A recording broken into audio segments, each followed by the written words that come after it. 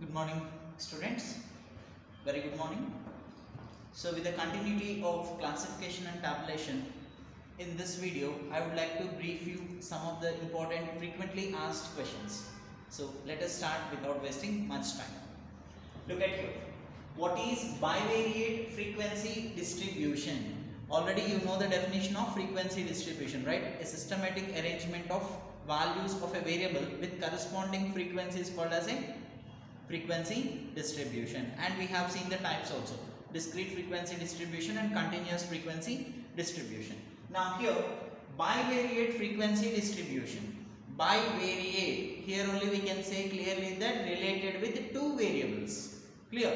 So in this definition, bivariate frequency distribution, a frequency distribution formed on the basis of two variables. A frequency distribution formed on the basis of two variables called as a bivariate frequency distribution. Are you clear, guys? Definitely whenever you use two variables, say x and y, right? If you want to frame a frequency distribution with the two variables, that distribution we call it as a bivariate frequency distribution. Next, second one is marginal frequency distribution. What do you mean by marginal frequency distribution? See, in a bivariate frequency distribution, if you depend on one variable or one variable will be considered either x or y. In a bivariate frequency distribution, if the distribution is related to a single variable, say x or y, clear, that distribution we call it as a marginal frequency distribution. How to identify this marginal frequency distribution? As you all know that bivariate frequency distribution, like this one table will be forming it, right? Here both x as well as y variables will be there, isn't it? Either x, I mean the totals of x, these values as well as with frequencies, that itself we call it as a marginal frequency of x. Next, y with the y totals, right? Y with the frequency of y, this becomes marginal frequency of y. X with the frequency of x, this will become marginal frequency of x. In a bivariate frequency distribution, if the distribution is considered only single variable, either x or y, right, that distribution we call it as a marginal frequency distribution. Are you clear, guys? Marginal frequency distribution. Next, coming to the next concept, tabulation. So very important chapter. What do you mean by tabulation, right?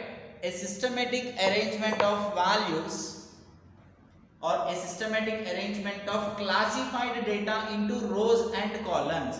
It is a process of arranging the numerical data or blank data, right? Arranging the data, classified data into rows and columns. So some rows and columns in a tabular form, if you are presenting the data, that itself is called as a tabulation. The definition of tabulation is the systematic arrangement of classified data into rows and columns. Are you clear, guys? So classified data, in the classification what we have seen, we are grouping the common data. I mean we are classifying or the grouping by taking the common characteristic. We are arranging. Here that arranged data, classified data only if you are arranging in terms of rows and columns, that we call it as a tabulation. A systematic arrangement of classified data into rows and columns called as a tabulation. We call it as a tabulation. Clear, guys? Next, what are the parts of a table? So generally if you frame the table, we have to observe some parts. Part number one is table number, right? So definitely by keeping the table number, if the data is voluminous, if the data is huge, by bifurcating the number of tables, easily it can be understood by the layman, common man, isn't it? So statistician does that usually. So if the data is vast, within the single tabulation, we cannot fit the data, right? So much of clumsiness will be there, and some common man also understanding it will become very difficult. That is the reason we have to frame number of tables by taking the common characteristic framing the number of tables. While framing the number of tables, to know the arrangement, which one is first and which one is second, table number assigning is a must. Clear guys? So that is the first part. Table number. What is the second part is title. Usually the title decides the entire data. Clear? If you know the title perfectly, definitely the complete scenario, the complete information will be known well in advance what you are going to be tabulated. So title is a mandatory part of a table, right? So generally this title should be mentioned either in bold letters or in capital letters. Usually in bold letters, but while examination it is very difficult to make it in bold, so then we have to write it in block letters, capital letters I mean. So that is the second part. Third one is head note. Head note. Definitely when you are presenting the table, the right side, the right corner top, head, it has to be written. Usually head notes, what we are writing it is whatever the units, measurements, say for example population, if you are writing in terms of hundreds or lakhs or crores like that, right? Another thing in terms of salaries, if you are writing rupees, thousands, hundreds like that, it has to be written. Units are to be written under head note. So head note should always be written at the right side corner, top corner. It has to be mentioned, head note. That is the third part. Next, fourth one is stubs. What do you mean by stubs? A row readings, we call it as a stubs. Usually these are the rows and these are the columns, right? These are rows. The vertical ones were the rows and the horizontal ones will be the captions. Clear? So the row readings, we call it as a stubs. In a tabulation, the row readings are called as a stubs. Next one, captions. What do you mean by captions? The column readings are called captions. Clear? So as I said, the vertical ones will call be as a stubs and the horizontal ones we call be as a captions. Clear? So the column readings, the column headings, we call it as a captions. The row readings or row headings are called as a stubs. Next, footnote. What do you mean by footnote? See, as I said, head on top corner it has to be written. Now foot means the bottom corner, it has to be written. Footnote. Generally the omissions, the shortcuts, whatever you are framing in the table. Suppose men and women are there. If you mention M, that omission, the shortcut has to be mentioned under the footnote. Like M for men, W for woman, T for total, right? R for religion, H for Hindu. So all these should be written under footnote. At the same time, any kind of mathematical calculations which couldn't be done in the table, those calculations must be taken under the footnote. So suppose any additions or subtractions, converting into percentages, okay, or else balancing the table by multiplying or divisions, additions, subtractions, everything kind of mathematical things must be done under footnote, because in the table it cannot be done, right? Table, in the body of a table, the numerical calculations cannot be done directly in the table. That is the reason under the footnote it has to be done, and those values must be written directly in the table. Are you clear, guys? Next one is source note.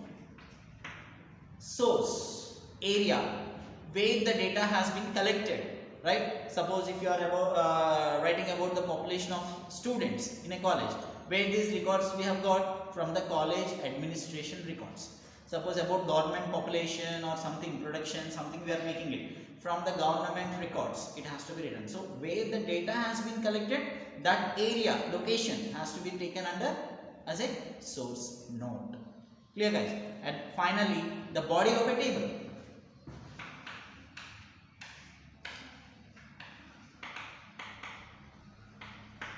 Body of a table includes the numerical funds, the center, right? So either numerical or the blank, the data where the empty cells will be there in between, right? The body of a table. So when this question comes, general format of a table, I will be showing that what is the body of a table. Are you clear, guys? So these are all the parts of a table. First one is a table number, second one is a title, third one is head note, fourth one is stubs, fifth one captions, sixth one footnote, seventh one source note, and finally the body of a table. Clear, guys? So parts of a table. Coming to the next question, what are the objectives of tabulation? Advantages. What are the objectives of tabulation? Definitely you know that it simplifies the complex data, right? So the first main objective of a tabulation is it simplifies the complexity of the data. So if the data is typical, difficult, right, vast, voluminous, so anything, definitely statistics helps in reducing the size of the data. That is one of the function. Clear? At the same time, it simplifies the complexity of the data also. I mean, typical kind of data, difficult way of analyzing the data also, easily the statistics can do it, analyze it. Clear, guys? So the first objective of tabulation is it simplifies the complex of the data. Second objective, as you all know, that it facilitates comparison. It is almost the common point of all the methods. If you observe, right, from first concept to till now, right, it facilitates comparison. Statistics always used for comparative study, right? So it facilitates the comparison. Next, third one is tabulation is very much useful for identity of the data, right? What kind of data you are analyzing, you are presenting. So tabulation concept is very much useful for the identity of the data. Clear? That is the third objective. Next, fourth one is important one. For representing any diagrammatical or graphical representation, tabulation is very much required. Without tabulation of the data, you cannot represent the data either graphically or diagrammatically. Are you clear, guys? So that is another objective of tabulation. And the next objective of tabulation is it is further used in statistical measures like averages, dispersions, variations, right, skewness, kurtosis, whatever the problem you are solving it, right, analysis part, I mean using the central tendency, dispersion, skewness, kurtosis, regression, correlation, whatever it is, tabulated data is needed, right? So for the statistical measures like averages, dispersions, regressions, bivariate regressions, correlations, everything, the tabulation data is very much useful. That is another objective of tabulation. Are you clear, guys? So kindly follow all these points. Objectives of tabulation. Next, question number 5. Captions and stubs. As I have already discussed in the parts of a table. What do you mean by captions? Tell me. Captions are called as a column readings, column headings. We call it as a captions. In a tabular form, the horizontal way, whatever the captions you are taking it, column readings you are taking it, those are called as a captions. Next, what do you mean by stub? In a tabulation form, the row readings, the row headings, whatever vertically you are taking it, all those called as a stubs. Next, what is the general format of a table? Look at here, general format of a table. So taking this table, these are called stubs, these are called captions, title, head note, footnote, source note, body of a table, right? So this is the general format of a table. The general format of a table: stubs, captions, body of the table, footnote, source note, head note, all these parts of the table, whatever you have mentioned here, all these parts by representing by general formatting of a tabular form. This is very much important question. It is asked for 2 marks and sometimes even 5 marks also they have asked. So very important one, general format of a table. Next concept is, what are the rules? Rules, or we can say it as a prerequisites. Before framing any table, what are the prerequisites of a table?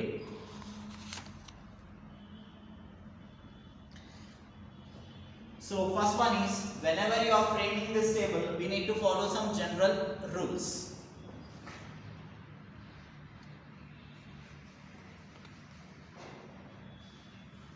What are those rules? Let us see. First one is size of the table, right? See, this table number is there, no? As I said, depending upon the size of the table, we have to mention the table numbers, right? If the data is vast, voluminous, huge, right? Then by representing the table number, size will be decided. Another thing is like, if the information is vast, which are to be fitted in the tabular form, right? Sometimes in a simple way the table can be drawn, or else a two-way. Sometimes manifold kind of tabulation will be there. I mean like a tree, one to many.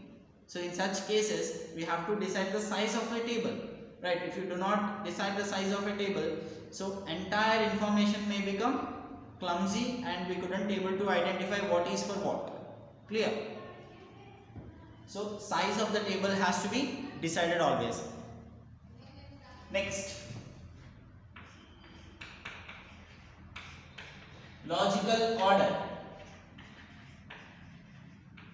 Obviously, if you do not know the order, I mean what steps are to be taken, what captions are to be taken, right? How those are to be arranged alphabetically or numerically, how it has to be arranged, that should be known clearly. The logical order should be followed. Next, third one.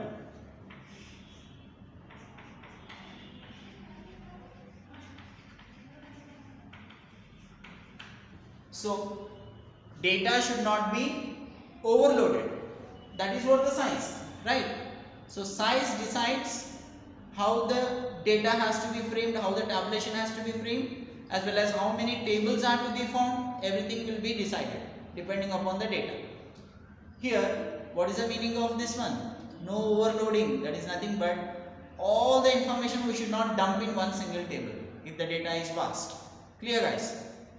So we have to use in such cases maximum number of tables. Clear? Next,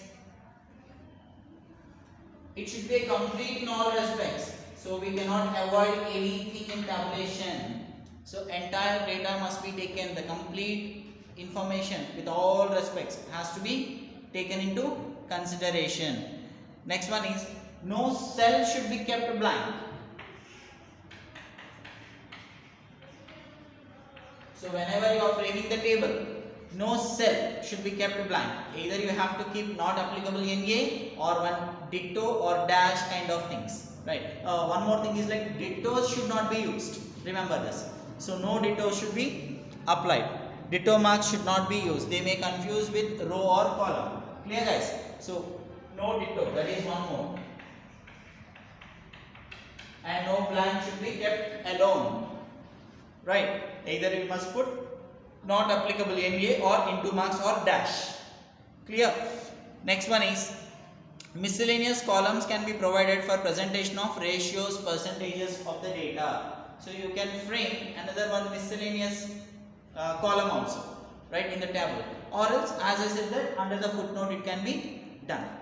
So these are the general rules for the tabulation. First one is size. Second one is logical order, arranging in alphabetically or numerically in a normal order. What are to be kept in steps and what are to be kept in captions. Next one is data should not be overloaded, because if the data is voluminous, huge, then we have to decide number of tables, how the data has to be framed. Next one is, it should be taken into all aspects, complete all aspects it has to be taken. We should not leave anything. And no cell should be kept blank. Whenever you are framing the table, any cell in the body of a table should not be kept blank, because even the parts, head note, footnote, source note also should not be kept blank. Either cross marks or dash or NA has to be applied. NA is nothing but not applicable. Next one is no dittos. Ditto marks will be there, right? So dittos should be totally avoided, because it confuses what are, for what rows you have kept ditto or for columns you have kept ditto. So it has to be avoided completely, making the dittos. And next one is, some miscellaneous data has to be framed by making the extra column or under the footnote. It can be done.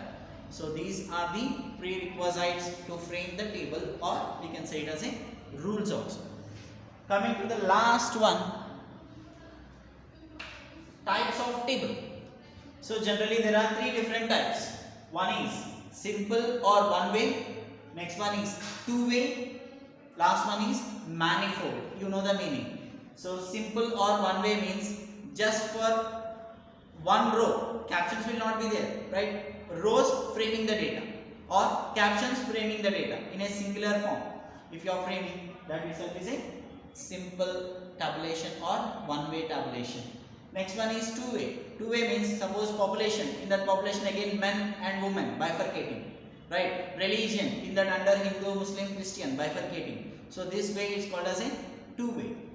Next, manifold classification means one to many. For example, population, in that men and women, again in men, employed, unemployed, again in women, employed, unemployed, again in employed, unemployed, making the salary bifurcations, or the religions. So like this, one to many, if you are framing, that itself is a manifold tabulation. So there are three different types of tabulation. One is simple or one way tabulation, another one is two way tabulation, and the last one is manifold tabulation. So with this, the most frequently asked questions from tabulation is completed. Are you clear, guys? Right? So once again have a look. What is a bivariate frequency distribution, and then what is marginal frequency distribution? Bivariate is nothing but related with two variables. Marginal frequency distribution means in a bivariate frequency distribution depending on single variable.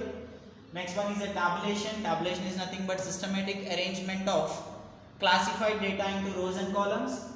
Parts of a table. Parts of a table, there are table number, title, head notes, stubs, captions, footnotes, source and body of a table.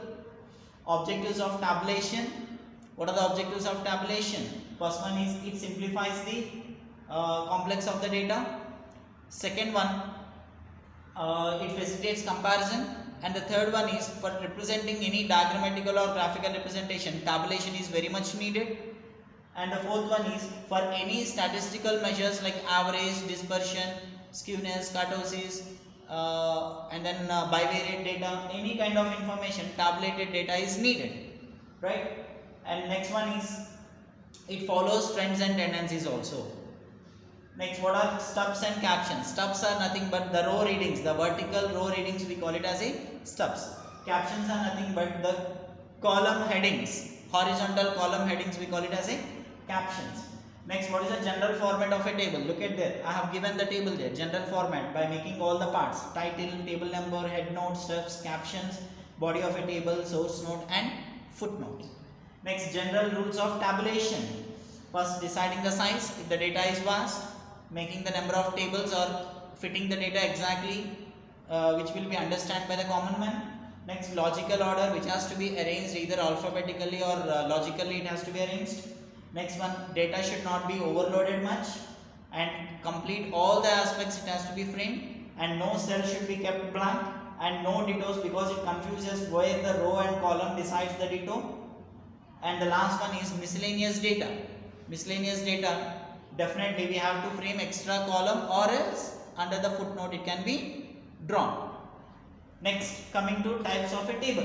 What are how many types? We have totally three types. First one is a simple or one way, second one is two way, and the third one is manifold table.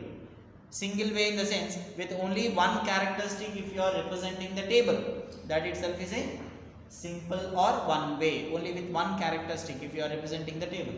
Two way means with the two characteristics if you are representing the table. Manifold means more than two if you are representing, that itself is a manifold tabulation. So with this I have completed the concept of tabulation, most frequently asked questions. So kindly follow the video, right? So if you have any further queries, whenever offline classes, offline session will begin, at that time we can clarify one-on-one, isn't it? So all these theory questions are very much important from the examination viewpoint, guys. So please follow these videos, practice thoroughly, read and write, right? Practice, then only you can come up with good result. Are you clear, guys? So do not waste your time. Stay healthy, stay home, stay safe. Thank you. Have a nice day.